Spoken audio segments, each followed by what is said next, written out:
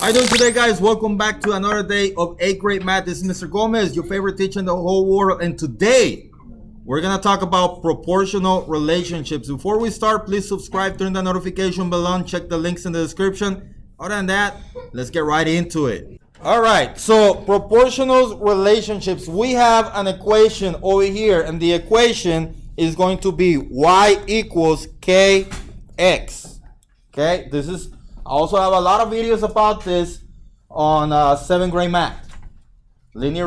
Proportional relationships, okay? They're a little bit different than linear relationships, but that's the first part of the same equation, kinda. So y equals kx. K is called the constant of proportionality.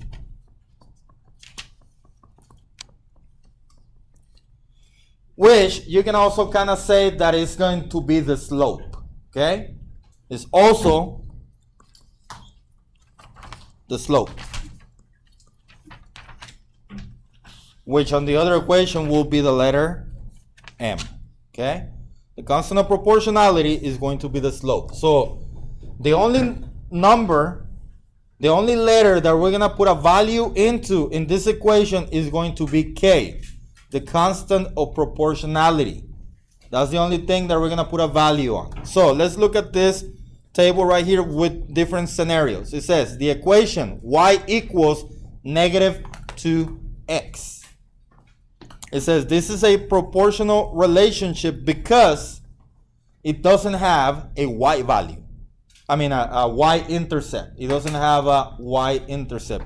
It doesn't have something like plus 3. It doesn't have anything like that. So it is a linear relationship because it's always going to change by the same amount. And in this case, it's going to always change by negative 2. That means it's going to go down 2 and over 1. Down 2 over 1. Down 2 over 1. So why is it relationship? Because it always changes by the same amount.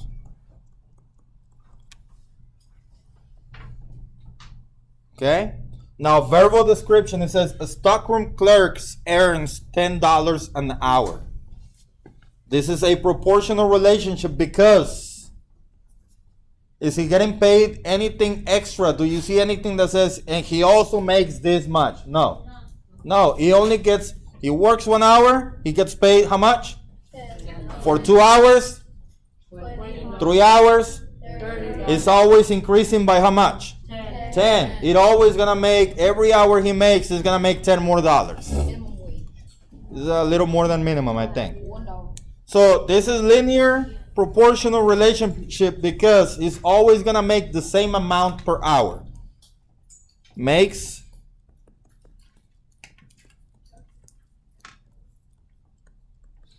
per hour. And this is a keyword that we're going to be looking for, per, every, each, okay? When we look at word problems. And then we have a table. So we have the x and the y value, okay? The input and the output.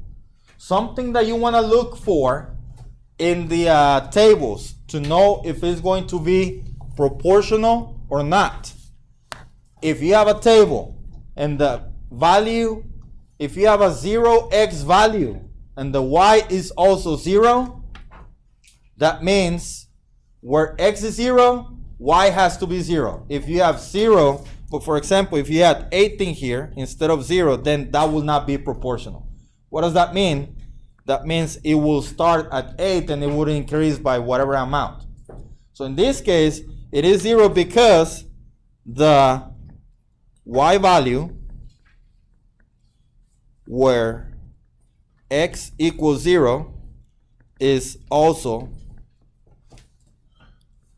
0. The y value where x equals 0 is also 0. And then we have a graph, linear graph. And this is the easiest one to see. All you gotta do is make sure that it goes through the origin. What is the origin? The center. The center, 0, 0. If you have the four quadrants, then the origin will be at the center. But if you have a graph like this, then it will have to go through there. This will be quadrant 1, right? If you only have one quadrant, then it will have to go through 0. If it starts right here, then it's not proportional. It is linear, but not proportional. In order for it to be proportional, it has to go through the origin. And I really do think that the graphs are the easiest ones to see. Okay? And also the equations. If you don't have anything over here, if you don't have anything there, then it is linear. I mean proportional. But if you have 2x plus something, then it's not. Unless it's plus 0 or minus 0, because that will not make any difference, right? So again, the graph is the easiest one to see. All you gotta do is make sure that the line is straight and it goes through the origin, because the line passes through the, what is the origin? 0, 0. And remember, this is x and this is y. Any questions so far? No. So I'm going to do this couple of examples right here, and then you guys are going to be responsible for the back side of this. So this says, number 1, give the following table that represents proportional relationship. Which of the following is the correct equation? Let's go back to that. So again, my equation is y equals kx. But if I want to find k, I can go ahead and solve for k. What is k doing with x? Multiplying, and the opposite of multiply is? So if I divide by x, now I have k equals y divided by x. Okay? So let's see what happened over here. Let's take a look at the change right here. What happened? Did it go up or down? Up. By how many? 3. So what about, and these are going up by what? 1. By 1. And from here to here? 1. From here to here? 1. This is pretty easy to see because it's changing by the same on the x. And on the y, it's also changing by 3 all the time. So this is just going to be 3 over 1, which is 3. So k, remember, the equation is this: y equals kx, and the only number that we're looking for is k. We're going to do that by finding the change of y divided by the change of x. This case is really easy to see. Find out how much it changes on one side, how much it changes on the other side, divide that. And then that's it. In this case, pretty simple. 3 divided by 1 is 3. Is it positive or negative? Now, let's look at this. Is there a 0 value for the x in there? Do they list x equals 0 somewhere in there in the table? Yeah. Yes. And what is the y value? 0. So that means it is proportional, just like on the sample that we saw before. So that means that we're not gonna add anything to that or subtract anything to that. So right away, B and D are out of the questions because we don't have anything right there. Okay? So now my only choices are A and C. So which one is it going to be? C, because it has to be positive. Any questions on this one? No. Pretty simple? Yeah. All right, let's look at the next one. Sue is filling a water bottle. The height of the bottle is increasing as shown in the table. How high will the water be after 20 seconds? How high? So we're looking for the y value. Remember, because this is x. Like you can see it. This is x and this is y, right? So we don't have 20 seconds in there, but we can figure it out. You can either see the pattern. The top is increasing by 1 and the bottom is increasing by how much? 7. By 7. So this is 7, 7. This is what? 1, 1. So all you have to do really is multiply 20 times 7, which is 140. 140. Very good. That's it. Or you can find the constant of proportionality.